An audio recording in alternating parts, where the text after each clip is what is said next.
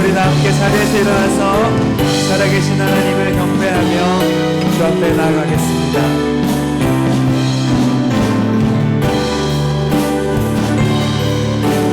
예수는 그리스도, 예수는 그리스도, 예수는 주 하나님의 영으로 예배드리리.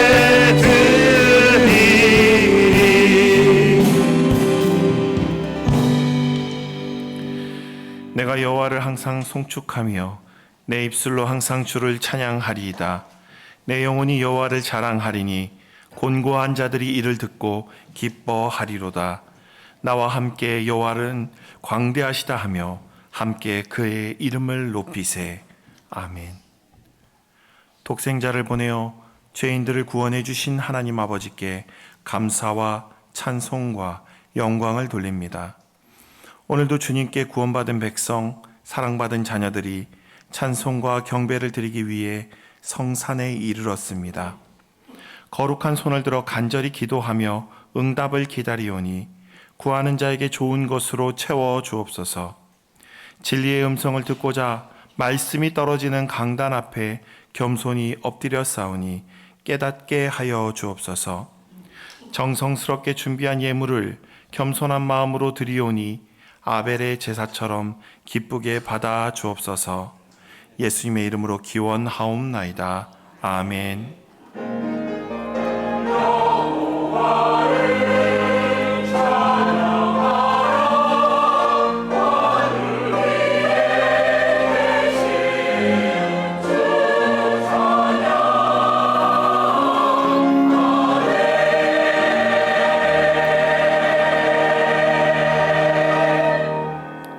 이 시간은 참회의 기도 시간입니다. 지난 한 주간 하나님 앞에 지은 모든 죄를 정직하고 겸손한 마음으로 하나님 앞에 고백하겠습니다. 다 함께 기도합니다.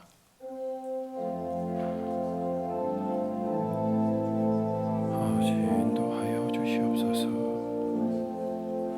하나님의 아들 예수 그리스도시여, 우리를 불쌍히 여겨 주시옵소서. 하나님의 아들 예수 그리스도시여, 형제와 자매가 서로 사랑하며 형제가 자매가 서로 합력하여 선을 이룰 수 있도록 주여, 내 안에 있는 나의 의를 좀 내려놓게 하여 주시옵소서. 아버지, 주님께서 인도하여 주시사 그 마음속에 나의 올바름을 내려놓지 못하는 교만함 가운데 주여, 내가 이루고자 하고 있는 어떤 이상향이 있다면 그 역시 주님 앞에 내려놓게 하여 주시옵소서. 하나님의 아들 예수 그리스도시여, 누구보다도 내가 가장 부족한 자임을 깨닫게 하여 주시고 오늘도 나의 부족함을 주님 앞에 나아갈 때 주의 사랑과 은총이 충만한 하루 되게 하옵소서. 우리가 아직 죄인 되었을 때 그리스도께서 우리를 위하여 죽으심으로 하나님께서 우리에 대한 자기의 사랑을 확증하셨느니라. 아멘. 다 함께 사도신경으로 우리의 신앙을 하나님 앞에 고백하겠습니다. 나는 전능하신 아버지 하나님, 천지의 창조주를 믿습니다. 나는 그의 유일하신 아들 우리 주 예수 그리스도를 믿습니다. 그는 성령으로 잉태되어 동정녀 마리아에게서 나시고 본디오 빌라도에게 고난을 받아 십자가에 못 박혀 죽으시고 장사된 지 사흘 만에 죽은 자 가운데서 다시 살아나셨으며 하늘에 오르시어 전능하신 아버지 하나님 우편에 앉아 계시다가 거기로부터 살아있는 자와 죽은 자를 심판하러 오십니다. 나는 성령을 믿으며 거룩한 공교회와 성도의 교제와 죄를 용서받는 것과 몸의 부활과 영생을 믿습니다. 아멘. 성시교독은 40번 시편 96편의 말씀입니다. 성시교독은 40번 시편 96편입니다. 새 노래로 여호와께 노래하라. 온 땅이여 여호와께 노래할지어다.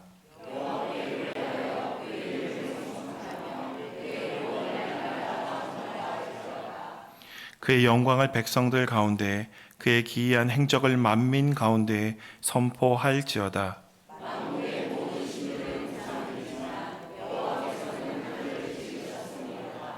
존귀와 위엄이 그의 앞에 있으며 아름답고 거룩한 것으로 여호와께 예배할지어다. 하늘은 기뻐하고 땅은 즐거워하며 바다와 거기에 충만한 것이 외치고 그때 숲의 모든 나무들이 여호와 앞에서 즐거이 노래하리니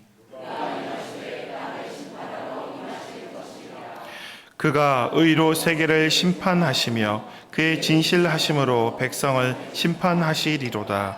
아멘. 다 자리에 앉으셔서 찬송가 67장 찬양하겠습니다.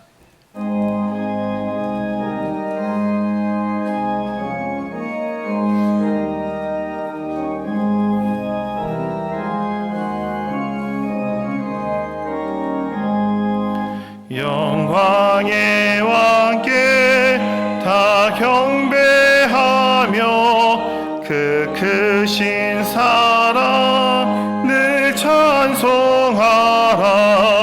예부터 영원히 참 방패시니 그 영광의 주를 다 찬송하라. 능력과 은혜 다 찬송하라. 그 옷은 햇빛 그 집은 궁창 그 누레 소리로 주노하시고 폭풍의 날개로 달려가신다. 저 아름답고 놀라운 일이 가득한 이 땅 다 주의 조화 그 힘찬 명령에 더 잡히나니 저 푸른 바다는 옷자락이라. 질그릇같이 연약한 인생 주 의지하여 늘 강건하리. 온 백성 지으신 만왕이시니 그 자비 영원히 변함없소라.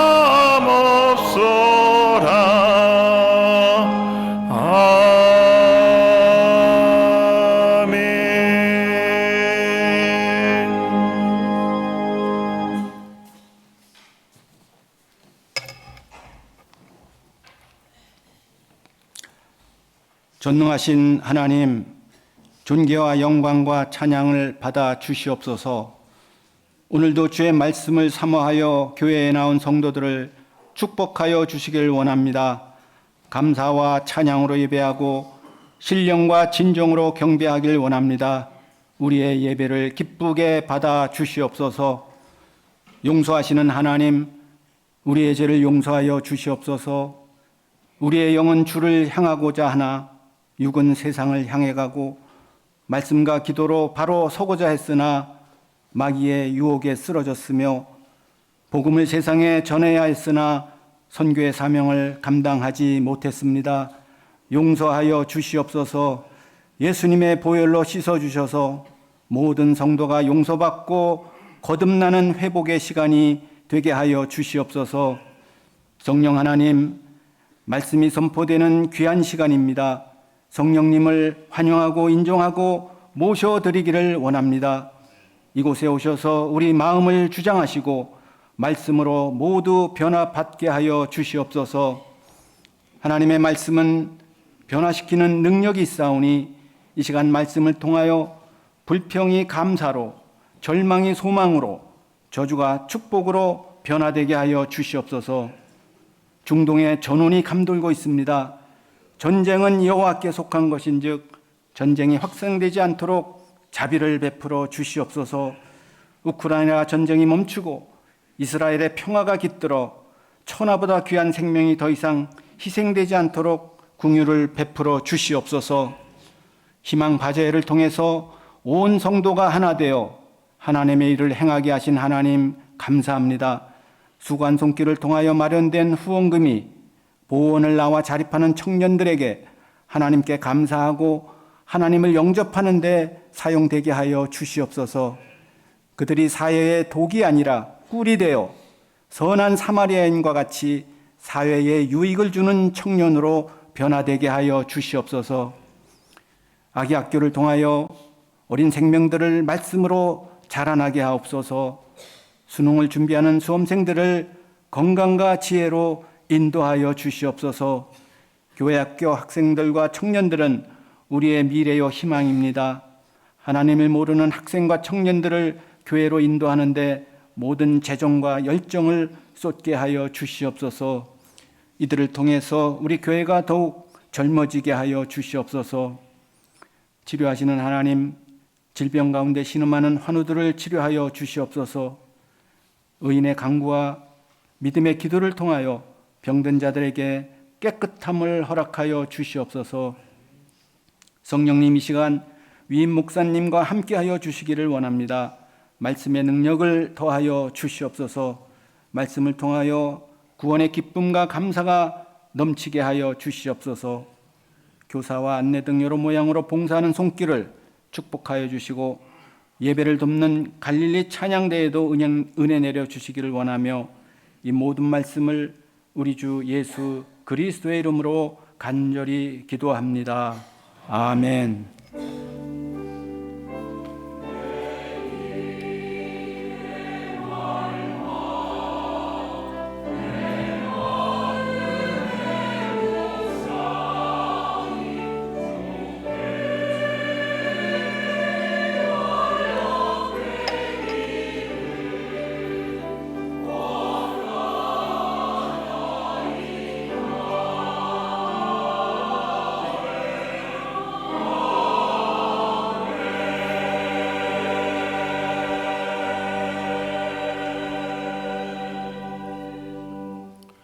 오늘 우리에게 주시는 하나님의 말씀은 누가복음 10장 30절에서 37절, 신약 111쪽의 말씀입니다.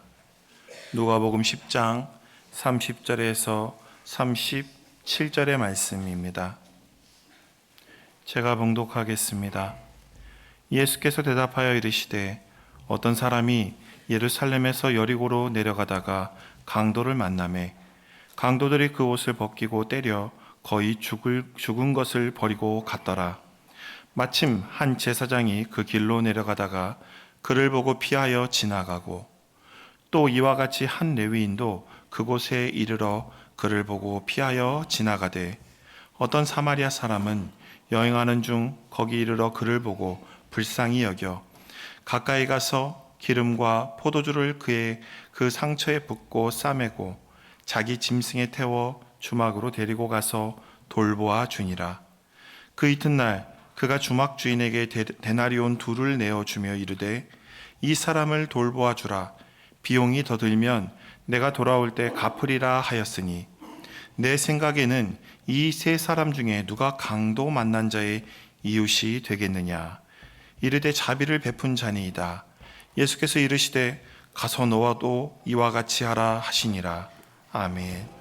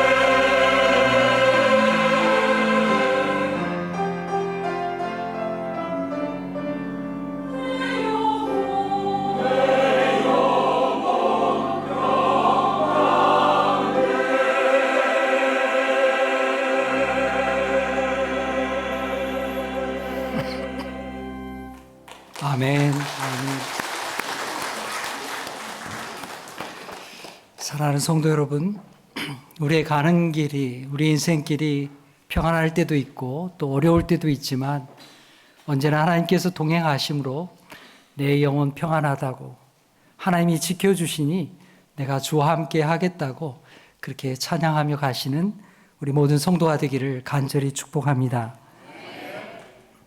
여러분, 어제 우리 교회에서 바자회가 있었죠.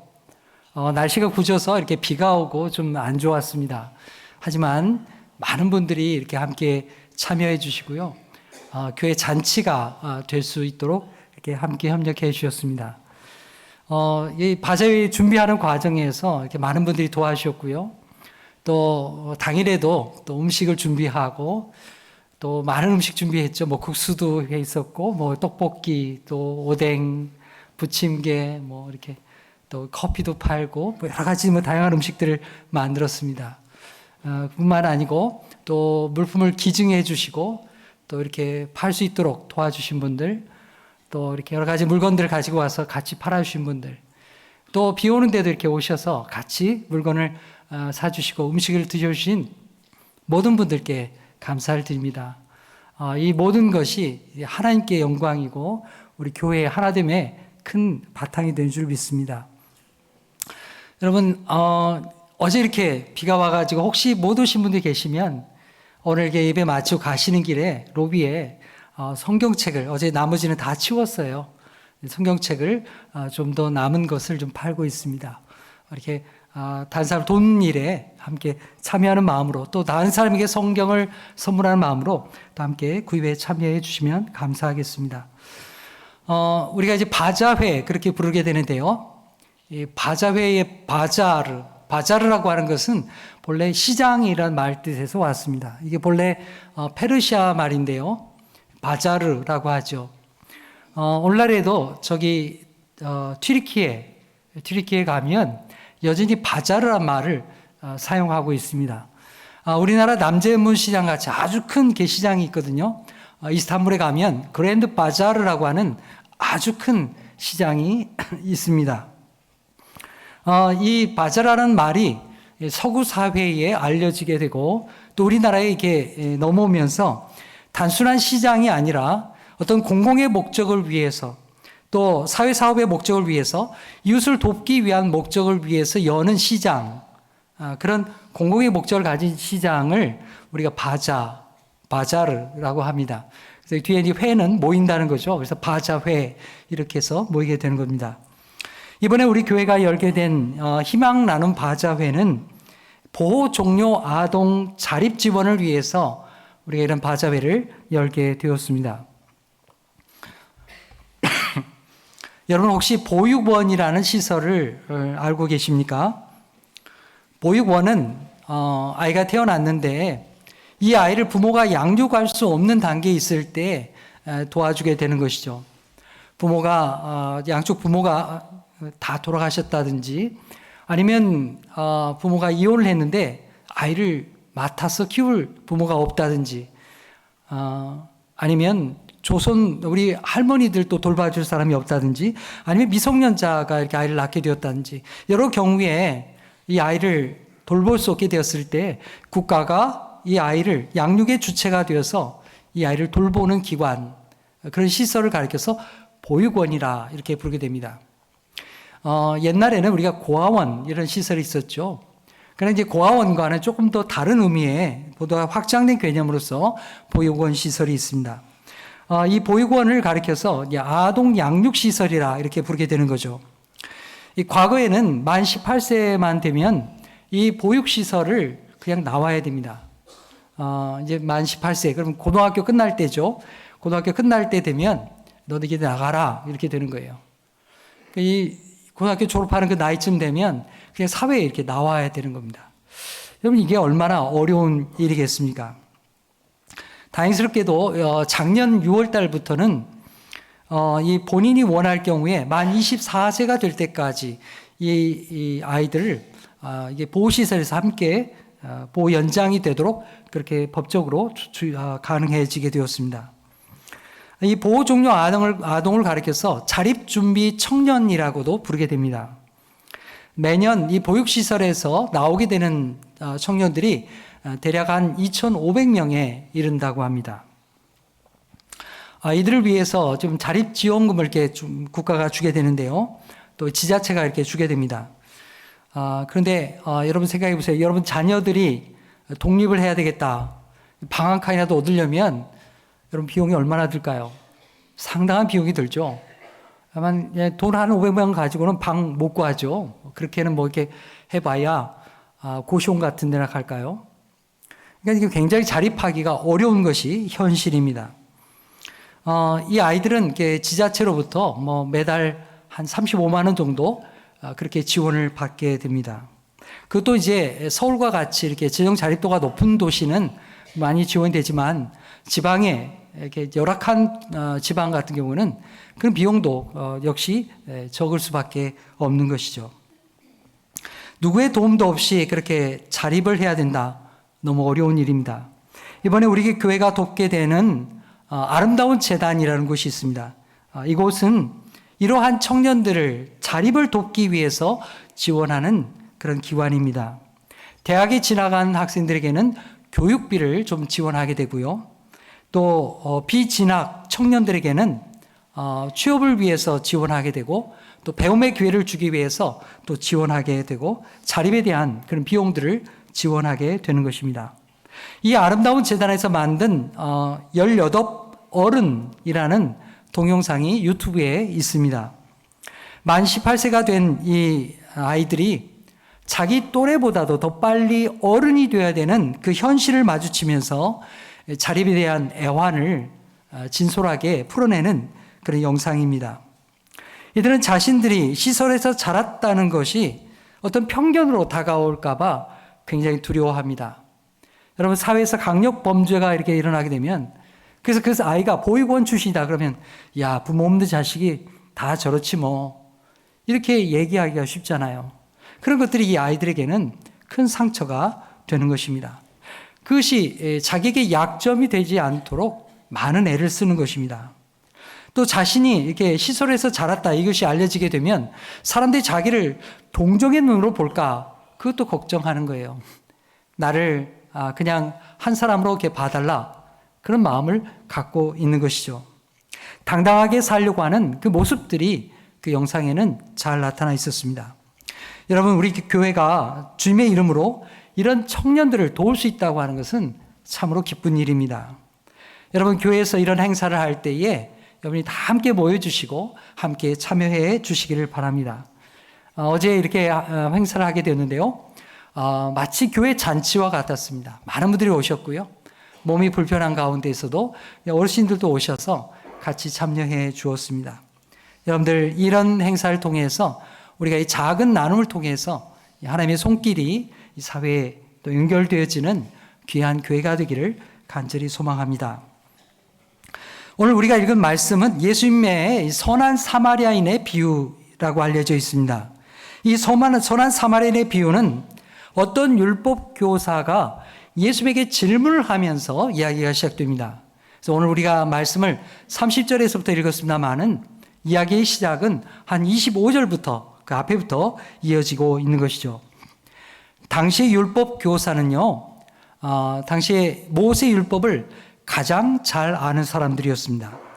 율법에 대해서 해박한 지식을 가졌던 율법의 전문가였죠. 근데 어떤 이 율법 교사가 예수님에게 질문을 하게 됩니다.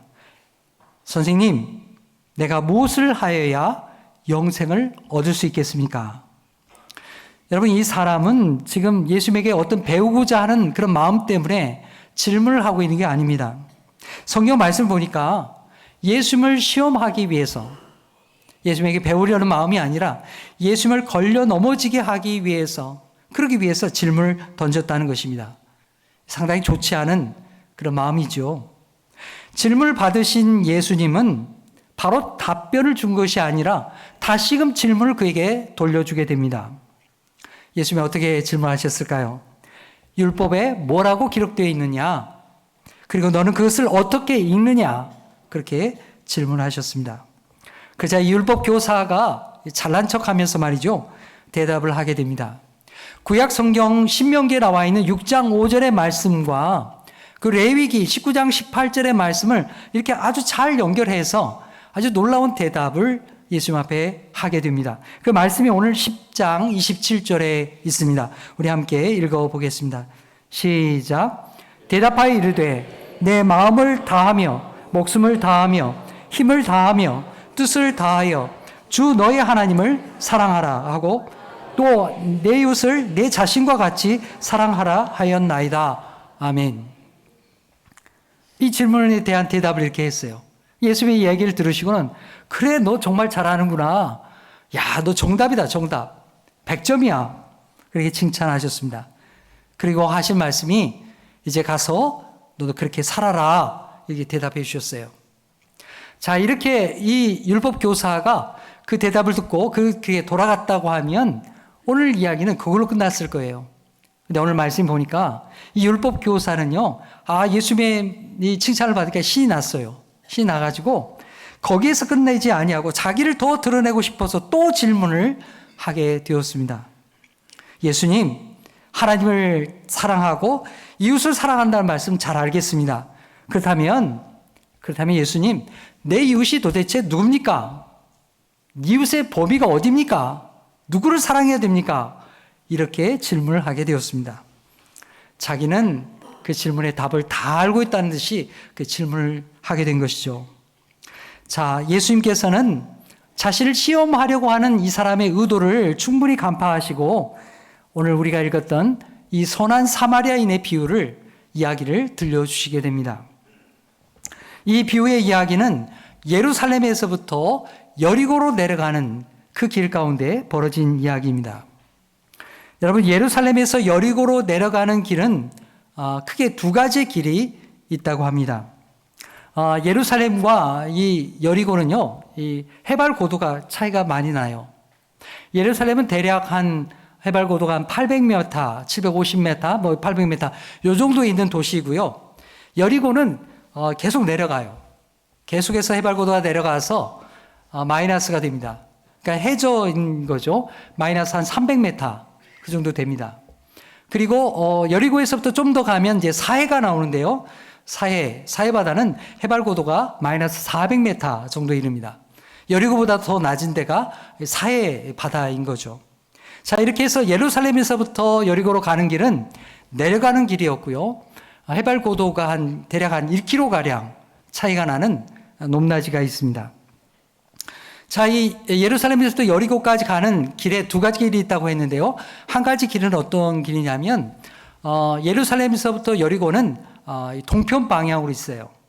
동편 방향으로 있는데 거기에 가려면 이렇게 감람산을 넘어가야 됩니다. 그래서 감람산을 넘어가서 베단이라는 동네를 지나가지고 그 다음에 여리고로 가는 그런 방법이 하나 있어요. 산을 넘고 동네를 지나서 여리고 가는 방법. 그게 첫 번째 방법이고요. 두 번째 방법은 감람산을 넘어가지 않는 거예요. 그러니까 어떻게 해야 되겠습니까? 남쪽으로 이렇게 돌아가는 겁니다. 감람산을 남쪽으로 돌아서 동쪽으로, 오른쪽으로 이렇게 돌아가면 바로 여리고라는 동네를 갈 수가 있습니다. 제가 이렇게 오늘 이렇게 구글 지도를 이렇게 찾아보니까요. 대략 한 39km, 거의 40km가 되는 그런 거리에 있습니다. 예수님 당시에는 예루살렘에서부터 걸어서 이렇게 여리고까지 갈 수 있는 길이 이렇게 바로 이렇게 뚫려 있었어요. 그런데 오늘날에는 좀 상황이 다릅니다. 이번에 이렇게 이스라엘과 팔레스타인 전쟁이 났잖아요. 이 예루살렘 안에는 팔레스타인 사람들에 대한 분리 장벽이라고 하는 게 쳐져 있습니다. 대략 한 10m가량 되는 그런 콘크리트 장벽이 이게 쫙 쳐져 있어요. 그래서 예루살렘에서부터 지금 현재는 여리고까지 바로 걸어갈 수 없습니다. 이렇게 돌아가야 됩니다. 하지만 예수님 당시에는 감람산을 넘어서 오솔길을 따라서 그리고 산 넘고 그다음 베나니 동네를 거쳐서 여리고까지 가는 그런 길들이 연결되어 있었던 것이죠. 또 산 넘고 또 이렇게 동네로 가는 길 가운데 가다 보니까 유대 광야를 지나야 됩니다. 유대 광야, 이게 벌판이고 또 광야이고 후미진 곳이고 그런 곳이죠. 자, 이렇게 멀리 가야 되다 보니까 이곳에 강도떼가 출현하는 경우들이 많았습니다. 숨어 있다가, 산 밑에 숨어 있다가 이 행인들을 쫓아와서 물건을 빼앗고 때로는 사람을 해치는 경우가 벌어졌던 것입니다. 자, 오늘 예수님의 말씀에 한 사람이 예루살렘에서부터 여리고로 가던 길에 강도를 만나게 되었습니다. 그는 모든 것을 빼앗겼습니다. 그리고 벌거벗겨져서 피를 흘리고 정신을 잃고 쓰러져 있습니다. 그리고 이 길로 바로 제사장과 레위인 그리고 사마리아 사람이 차례대로 지나가게 되었습니다.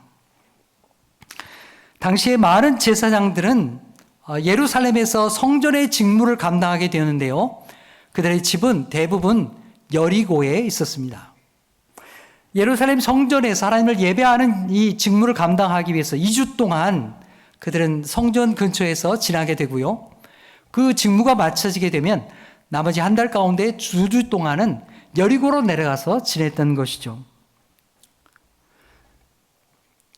오늘 여기에 이 사람 또한, 이 제사장 또한 그렇게 여리고로 내려가던 길이었습니다. 근데 길을 가다 보니까 길가에 사람이 쓰러져 있는 거예요. 옷이 다 벗겨져 있고 피를 흘리고 정신을 잃고 쓰러져 있었던 것입니다. 그런데 이 제사장이요, 그 사람을 보았을 때 어떻게 했습니까? 그냥 지나쳐 갔습니다. 왜 그랬을까요? 왜 그랬을까요? 첫 번째로 생각할 수 있는 것은 무서웠기 때문이죠. 가장 상식적으로 생각하면 무서움이 그에게 있었기 때문입니다. 강도가 아직도 그 근처에 남아있다가 자신도 해를 당하지 않을까, 그런 두려움이 그에게 있었기 때문입니다. 그래서 빨리 지나가게 된 것이죠. 아니면 괜히 이런 일에 휘말려가지고 이렇게 어려움 당하기 싫다, 그런 마음이 있었을지도 모르겠습니다.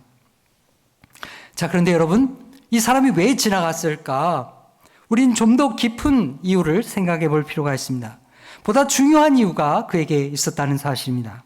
그건 바로 종교적이고 또 사회적인 고정관념 때문에 그는 금방 그 자리를 뜨고 지나가 버리고 말았던 것입니다.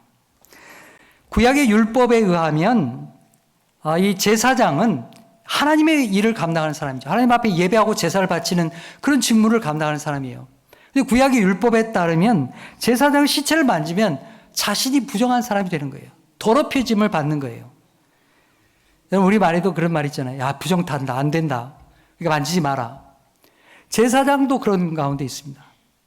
하나님 앞에 예배를 바치고 이 모든 것을 주도해야 되는 사람이 시체를 만지면 부정하게 된다는 거예요. 지금 만약에 쓰러진 저 사람이 죽게 된다면 이 제사장은 집에 갈 수 없어요. 다시 길을 돌이켜서 예루살렘으로 돌아가야 됩니다. 왜요? 정결 예식을 해야 되니까. 부정한 것을 씻어내는 예식을 해야만 했습니다. 제사장과 레위는 이렇게 성전에서 이렇게 맡은 직무를 감당하기 위해서 시체를 가까이 하지 않았습니다. 자신이 더럽혀진 걸 원치 않았기 때문이죠. 만일 자신이 부정하게 되면 일주일 동안 집에도 못 가고 또 밥도 잘 못 먹고요. 정결 예식을 해야 되는 거예요. 금식하면서.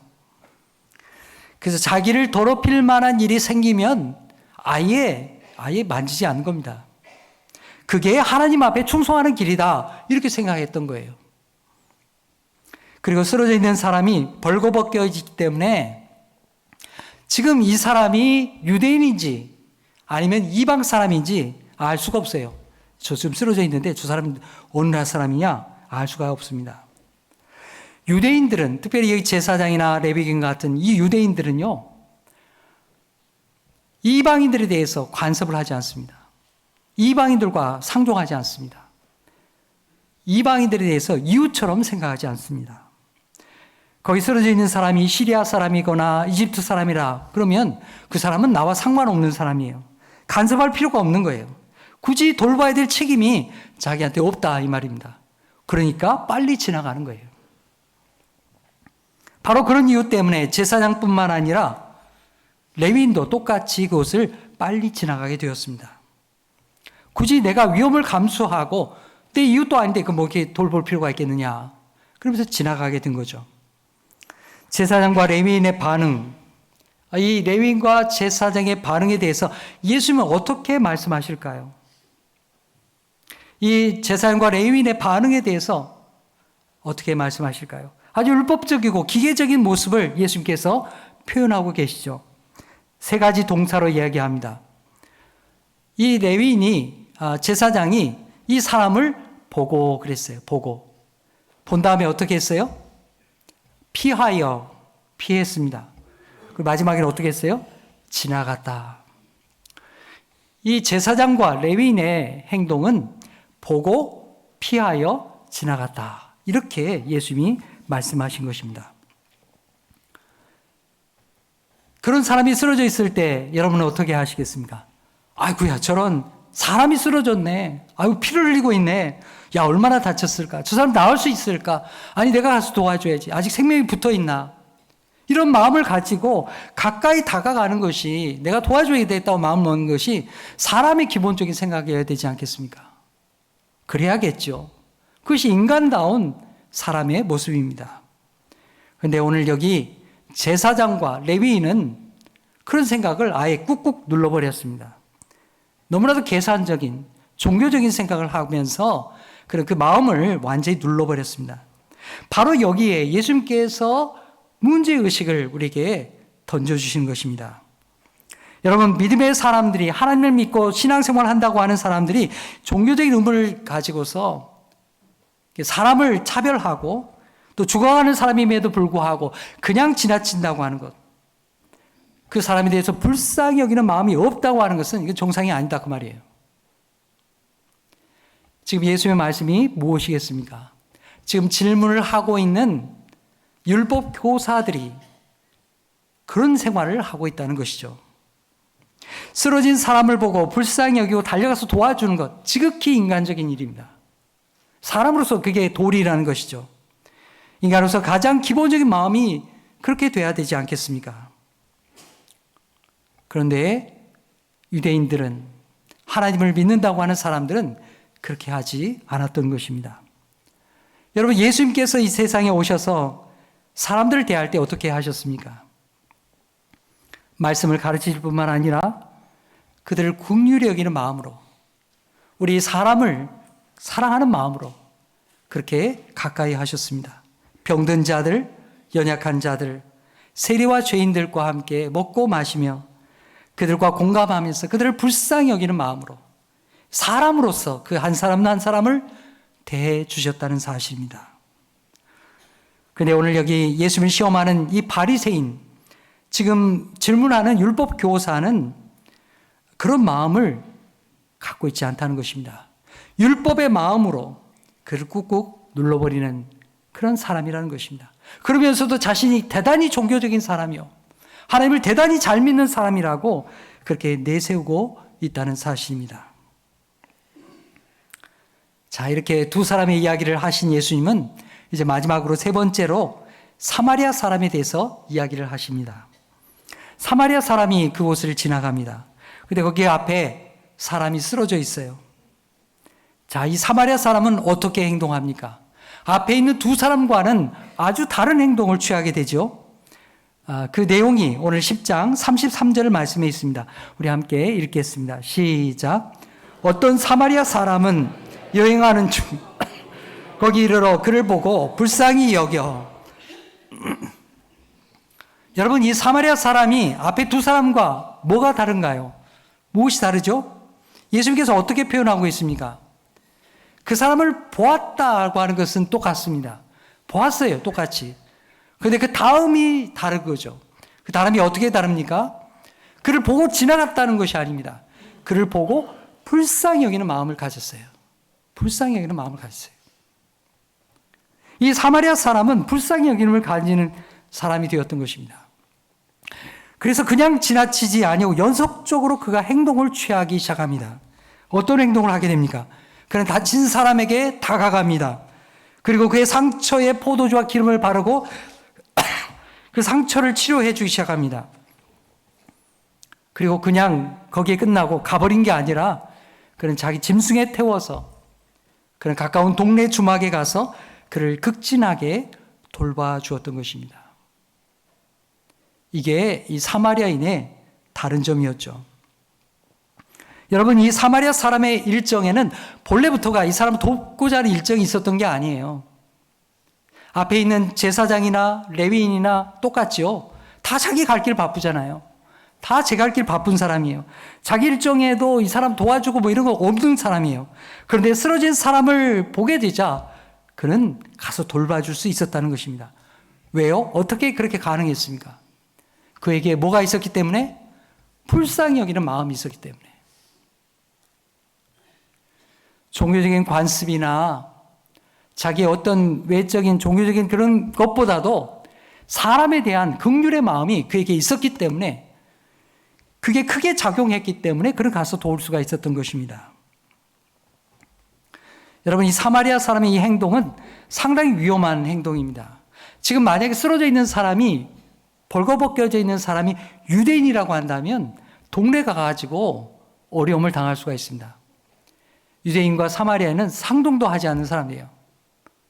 만약에 이렇게 엎어가지고 가서 도와주다가요, 야, 당신이 그랬지. 그러면서 이렇게 하게 되면요, 본 사람이 아무도 없잖아요. 공연히 오해를 받고 어려움을 겪을 수가 있는 것이죠. 하지만 이 사마리아 사람은 다친 사람을 살리기 위해서 최선을 다하고요, 유대인의 동네로 들어가서 그를 치료해 주었습니다. 그리고 밤새도록 그를 돌봐주고 아침에 자기 길 가야 되잖아요. 떠나면서 그 주인에게 부탁을 합니다. 내가 여기 비용을 더 줄 테니까 이 사람을 잘 좀 돌봐주시오. 그리고 만약에 비용이 더 들게 되면 내가 돌아온 길에 여기 들을 테니까 나에게 비용을 청구하시오. 참 귀한 사람이죠. 이 사마리아 사람은 자기 상당한 희생을 들여서 많은 노력과 위험을 감수하면서 그 사람을 도와주게 된 것입니다. 예수님께서 이 이야기를 다 들려주시고 나서 율법 교사에게 질문을 합니다. 그 질문이 오늘 36절에 있습니다. 함께 읽을까요? 시작. 내 생각에는 이 세 사람 중에 누가 강도 만난 자의 이웃이 되겠느냐? 율법 교사가 이야기를 다 들었잖아요. 그러니까 누가 이렇게 잘했어요? 누가 잘했어요? 네, 사마리아 사람이 잘했죠. 사마리아 사람이 이웃이 되어줬습니다. 근데 이 율법 교사가요, 사마리아 사람입니다, 요렇게는 대답하고 싶지가 않았어요. 곧 죽어도 내가 유대인인데 사마리아 사람 높일 수가 있냐? 그래서 뭐라고 대답한 줄 아세요? 자비를 베푼 자입니다. 요렇게 대답하는 거예요. 사마리아 사람입니다. 요렇게 대답해야 되잖아요. 근데 곧 죽어도 그렇게 대답하기 싫어요. 사마리아 사람 똑같다 이렇게 하면 내가 낮아지니까. 그래서 자비를 베푼 자입니다. 그렇게 대답을 하는 거예요. 자, 그렇게 대답하니까 예수님께서 뭐라고 말씀하십니까? 가서 너도 이와 같이 하라. 가서 너도 그렇게 해라. 처음에 율법 교사가 내가 무엇을 하여야 영생을 얻겠습니까? 라고 물었잖아요. 그리고 율법의 요약을 잘 대답을 했습니다. 내 마음을 다하고 목숨을 다하고 힘을 다하고 뜻을 다하여 하나님을 사랑하고 또 내 이웃을 내 몸과 같이 사랑해라. 대답을 너무나도 100점짜리로 잘했어요. 여러분, 우리가 흔히 이 하나님을 사랑하는 것과 이웃을 사랑하는 것을 얼마쯤 하면 좋겠어요? 우리는 보통 이것을 이렇게 나누어서 생각할 때가 많아요. 얼마쯤 서로 사랑하면 좋겠어요? 요즘에 짜장면 짬뽕, 반반 짜장면 짬뽕 있잖아요. 하나님 사랑 절반, 이웃 사랑 절반, 그렇게 하면 맞을까요? 아이, 그래도 그렇지. 하나님 더 사랑해야 되는 거 아니야? 하나님 사랑 60%, 이웃 사랑 40%, 이렇게 하면 될까요? 여러분, 예수님께서 우리에게 이 말씀을 주신 뜻은 전혀 그런 뜻이 아닙니다. 내 마음을 다하고 목숨을 다하고 힘을 다하고 뜻을 다하여 주 너의 하나님을 사랑해라. 이 말씀은요, 하나님 100% 사랑해라 그런 말이에요. 그러면 하나님 이웃을 무슨 힘으로 사랑해요? 네, 그 말씀은요, 하나님께서 공급하시는 힘으로 이웃을 더 사랑해라 그런 말이에요. 하나님께서 공급하시는 힘으로 이웃을 더 이해하고 이웃을 더 사랑해라 그런 말이에요. 그러니까 하나님 사랑 100%, 이웃 사랑 100%예요. 이웃을 사랑하는, 진정으로 사랑하는 그 마음은 하나님 사랑하는 마음에서부터 온다 그 말입니다. 이웃을 사랑하는 것과 이웃을 사랑하는 것은 다른 것이 아니에요. 하나에서부터 나오는 마음입니다. 그러니까 지금 제사장과 레위 사람이 하나님을 내가 너무 사랑해야 되기 때문에, 율법적으로 내가 하나님을 더욱더 높여야 되기 때문에 이 이웃 사람 돌보는 거 내가 할 수 없다. 그런 틈이 없다. 그 하나님 잘못 사랑하는 거예요. 그게 아니라는 말입니다. 그런데 우리는 그렇게 살아가고 있다는 것이죠. 오늘 말씀을 통해서 예수님이 하시고자 하는 말씀이 뭘까요? 제사장과 레위인이 자기 직무를 잘 감당하려고 애쓰는 것, 좋은 일입니다. 그러나 그런 종교적인 열심보다 더 중요한 것은 하나님의 마음을 갖는 거예요. 하나님이 인간을 사랑하셨던 그 긍휼의 마음을, 참으로 인간된 마음을 갖는 것입니다. 여러분, 우리가 신앙이 된다고 하는 것은 자꾸 사람을 구별하고 차별하는 데 있는 게 아닙니다. 야, 저 사람 예수도 안 믿는데, 좀 종교적으로 우리하고는 다른데, 그러면서 자꾸 차별하라고 우리에게 하나님의 사랑을 가르쳐 준 게 아니에요. 너도 하나님의 자비하심과 같이 긍휼의 마음을 가지라는 것입니다. 하나님이 너를 불쌍히 여김과 같이 너도 공감하고 불쌍히 여기는, 다른 사람을 긍휼히 여길 줄 아는 그런 마음을 가지라는 것입니다. 이것이 하나님의 본래적인 뜻입니다. 여러분, 우리 교회가 지향해야 될 교회 모습이 어디에 있을까요? 우리는 어떤 공동체를 지향해야 될까요? 여러분, 함께 따라해 보십시다. 우리가 지향하는 교회는 선한 사마리아인의 교회입니다. 아멘. 예수의 마음으로 한 사람을 따뜻하게 대할 수 있는 그런 공동체가 되는 것입니다. 그 사람이 예수님을 믿건 안 믿건 상관없습니다. 그 사람이 세상에서 쓰러져 있다면, 어려움을 당하고 있다면 연약한 자를 붙들어주고 주인과 같이 긍휼의 마음으로 그를 일으켜 주는 그런 성도가 되라는 것입니다. 여기 사마리아인의 궁극적으로, 이 사마리아인은 궁극적으로 누구를 나타내느냐? 바로 예수님 자신을 나타내는 거예요. 예수님 자신을 나타내는 거예요. 유대인들은 이 사마리아인을 아주 무시했어요. 씹어보았습니다. 그까지 사마리아인이 뭘 이렇게 할 수 있다고 하느냐? 예수님이 여기 말하는 이 사람은 바로 예수님 자신을 말하는 거예요. 여러분, 예수님 생각해 보세요. 예수님은 하나님 보좌 우편에 영원토록 계셔야 될 분이잖아요. 근데 그 하나님의 아들 되신 예수님께서 거기 계시지 않고 직접 행동을 취하게 됩니다. 어떤 행동을 취합니까? 세상으로 내려오는 거예요.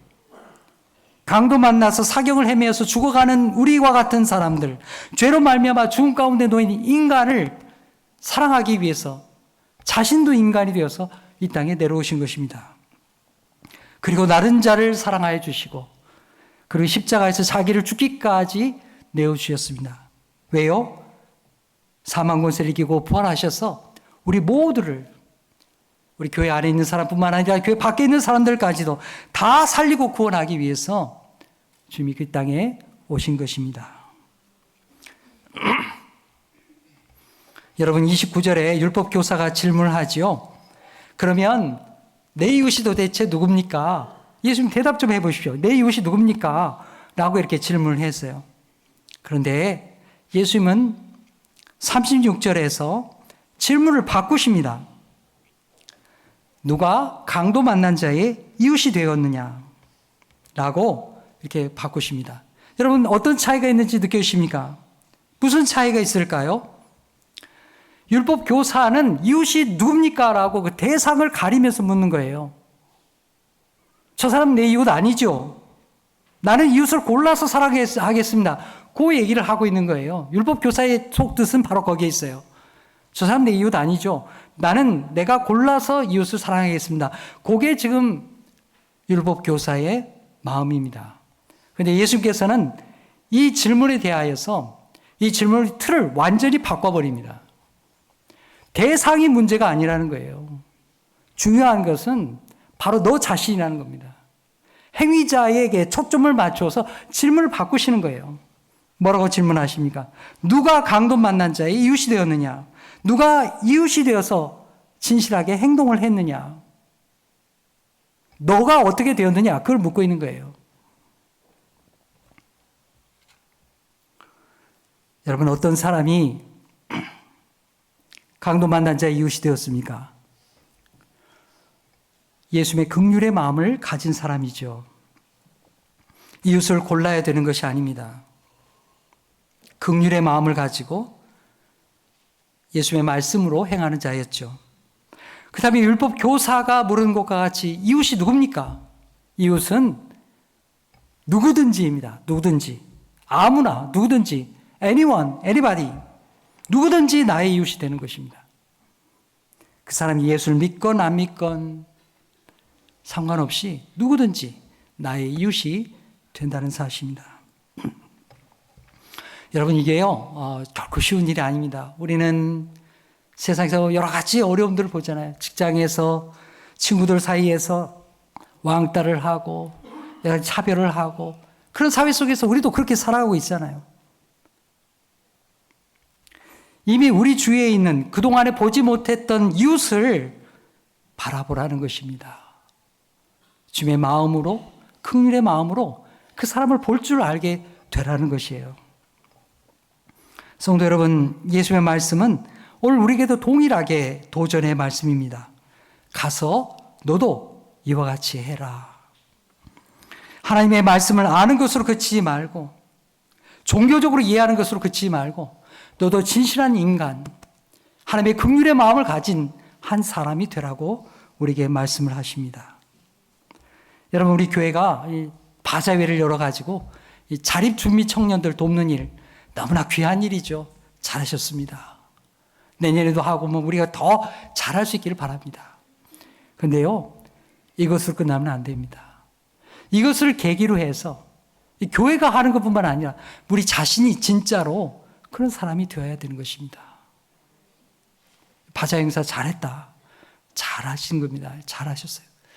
이것을 끝나지 말고 예수님의 말씀과 같이 진짜로 나도 이런 자비를 베푸는 사람, 긍휼의 마음을 가진 사람, 바로 그런 사람이 되기를 간절히 축복합니다.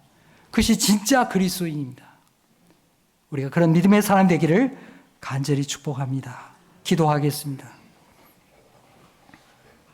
하나님 아버지, 예수 그리스도께서 인간으로 오셔서 우리와 같이 연약한 이들을 돌보시고 사랑해 주시니 감사합니다. 주님, 우리에게 예수님의 마음, 긍휼과 공감의 마음을 주시옵소서. 신앙의 열심은 있었으나 이웃을 알지 못하고 외면했던 그런 제사장과 레위인이 아니라 참으로 인간다운 마음을 가졌던 그런 사마리아인이 되게 하여 주시옵소서. 주님, 우리의 하나님 사랑과 이웃 사랑이 분리되지 아니하고 하나 될 수 있게 하여 주옵소서. 우리의 눈을 떠서 그동안 보지 못했던 이웃을 발견하고 우리 가까이에 있는 이웃들을 돌아보게 하여 주시옵소서. 얼마나 많이 가졌는가가 자랑거리가 아니라 이웃을 위해서 얼마나 많이 나눌 수 있었는가를 우리가 자랑할 수 있는 그런 믿음의 사람 되게 하여 주옵소서. 그리하여 우리가 있는 곳에 주님의 사랑이 이 세상 가운데 흘러넘치게 하여 주옵소서. 예수님의 이름으로 기도하옵나이다. 아멘.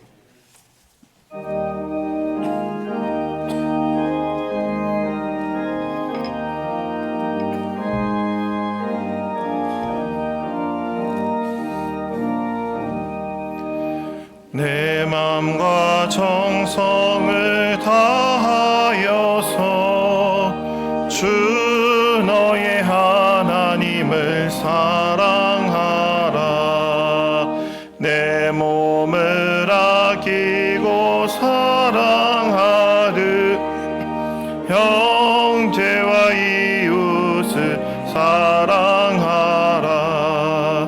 주께서 우리에게 명하시니 그 명령 따라서 살아가리.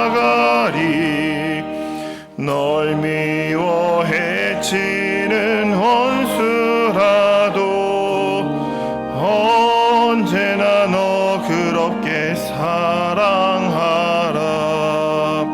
널 핍박하는 자 위에서도 신실한 마음으로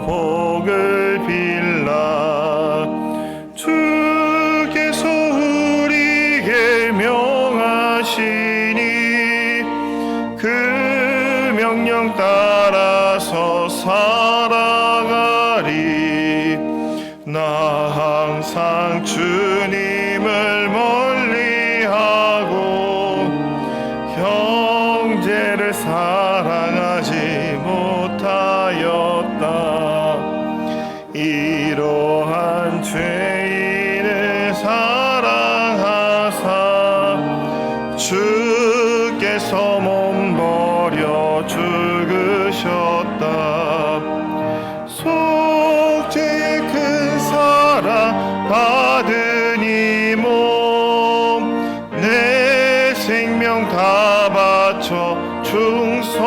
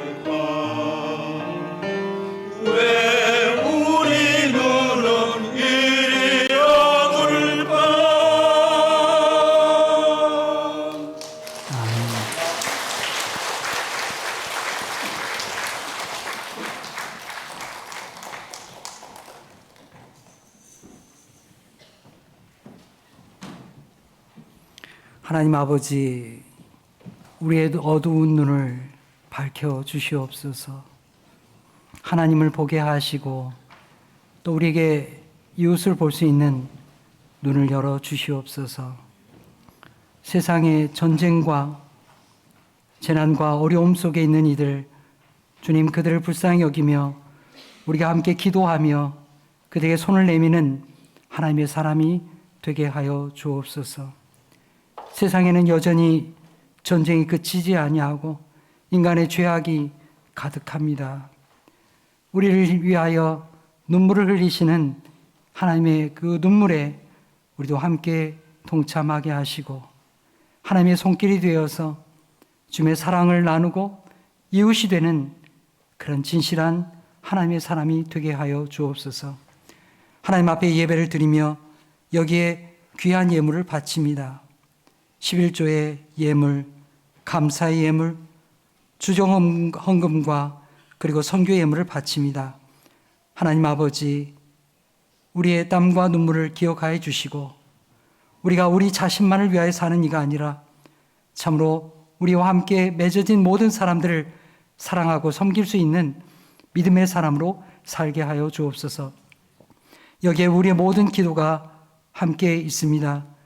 연약한 이들, 병환 중에 있는 성도들, 삶의 진로를 고민하는 이들, 우리의 청년들, 자녀들, 온갖 기도가 여기 있사오니 우리 하나님께서 이들의 기도를 살펴주시고 하나님의 가장 좋은 것으로 응답하여 주시옵소서. 우리의 삶이 하나님의 것이 되게 하여 주옵소서. 예수님의 이름으로 기도하옵나이다. 아멘.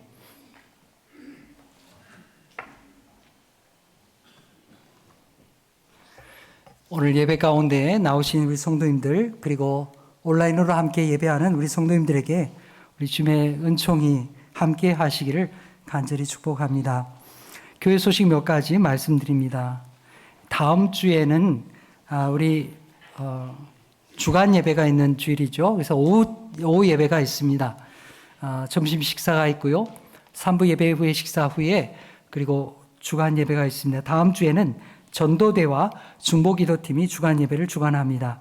우리 성도님들께서도 같이 참여하시고 또 기도에 참여해 주시길 바랍니다. 다음 주에는 정기 재직회가 있겠습니다. 그리고 정기 당회도 있게 되겠습니다. 이번 주간 동안에 여러 나들이 계획이 있습니다. 우리 사라회, 그리고 한나회, 그리고 사랑교구가 바깥에 나가서 활동하게 됩니다. 여러분들이 함께 참여해 주시고 아름다운 교제, 신앙의 공동체가 될 수 있도록 여러분이 함께 모여 주시기 바랍니다. 세례 입교 과정이 준비되고 있습니다. 여러분들께서 함께 참여해 주시기 바랍니다. 유아부에서 교사를 모집하고 있습니다. 이 3부 예배 시간에 우리 아이들, 어린아이들 돌볼 수 있는 그런 교사 모집합니다. 여러분들이 함께 신청해 주시고 교사로 섬겨 주시길 바랍니다. 어제 앞에 말씀드린 것처럼 보호 종료 아동 지원을 위해서 많은 분들이 협력해 주셨습니다. 많은 기부 물품도 제공해 주셨고 또 이렇게 준비하고 또 이렇게 음식을 만들고 또 이렇게 함께 참여하고 우리 또 남자분들이 와서 이렇게 천막 치고 또 이렇게 자리를 만들어 주고 또 오셔서 물건을 팔아주시고 참여하고 모든 분들에게 감사를 드립니다. 여러 가지 음식 많이 준비했죠. 뭐 전도 부치고 또 오뎅도 먹고 떡볶이도 하고 또 커피도 팔고 여러 가지 일들을 많이 했습니다. 비 오는데도 이렇게 함께 참여해 주시고 물건을 기증해 주신 많은 분들께 감사를 드리고요. 이게 말씀을 듣고 나니까 나도 좀 참여하고 싶다. 그런 분들 다 이렇게 참여해 주셔도 좋습니다. 그리고 로비에 가면 이제 성경책 남은 거 이렇게 나머지 물건들 다 이렇게 처분했어요. 근데 성경책은 남아 있습니다. 그래서 성경책 필요하신 분들은 하나씩 구입해서 전도하는 데 사용하시고요. 또 여러분들도 이렇게 사용해 주시기 바랍니다. 우리 교우 소식 말씀드리겠습니다. 우리 고정인 권사님의 모친되는 이인순 집사님 하나님의 부름을 받게 되었습니다. 또 우리 최종환 집사님의 모친 되시는 우리 공현숙 권사님 또 하나님 부름을 받았습니다. 이 가정들 위해서 여러분이 함께 기도해 주시기 바랍니다. 그리고 주보 5면에는요, 이제 10월 마지막 주간에 있는 추수감사절 새벽기도의 광고가 나와 있습니다. 여러분이 기도하면서 추수감사절을 맞이할 수 있도록 준비되고 있습니다. 여러분이 이렇게 다 오셔서 기도하면서 감사절로 나갈 수 있기를 간절히 바랍니다. 기타의 광고는 주보를 참고해 주시기 바랍니다. 다 같이 일어나시면서 옆에 분들과 인사하시겠습니다. 이웃에게 선한 이웃이 되십시오. 다 함께 주가 일하시네 찬양하겠습니다.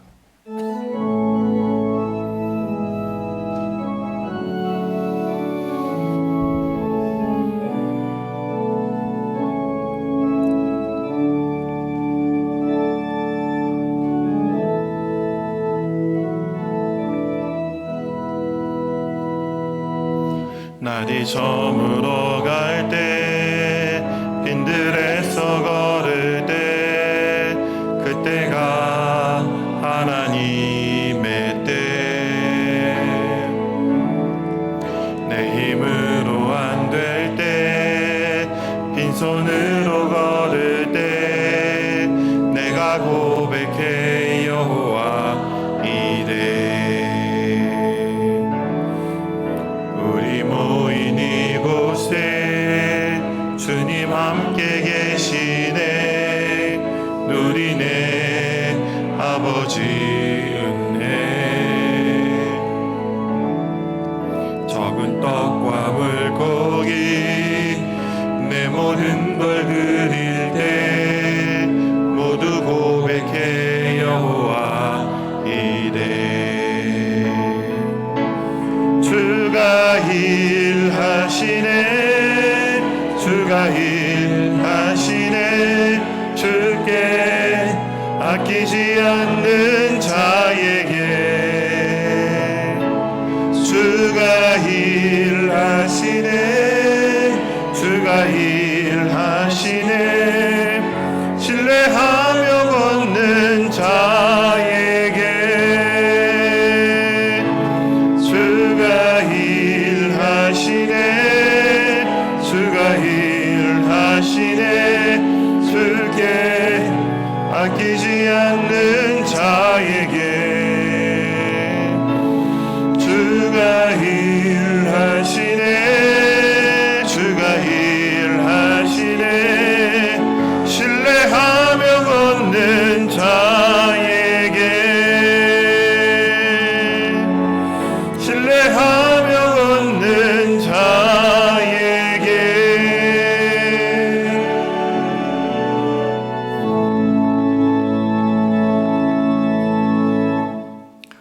사랑하는 성도 여러분, 예수 그리스도께서 세상에 오셔서 하신 일은 하나님을 사랑하는 것과 사람을 사랑하는 것을 우리에게 보여주신 것입니다.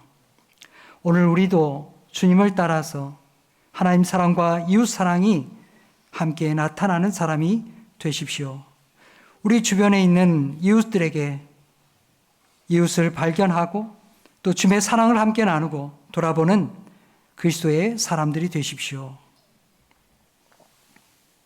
이제는 우리 구주 예수 그리스도의 은혜와 하나님 아버지의 무한하신 사랑하심과 성령님의 감화, 감동, 교통하심이 오늘 말씀 듣고 세상을 향해 나가는 우리 모든 성도들 머리머리 위에 저들의 삶과 일터 위에 이제로부터 영원토록 계시옵기를 간절히 축원하옵나이다.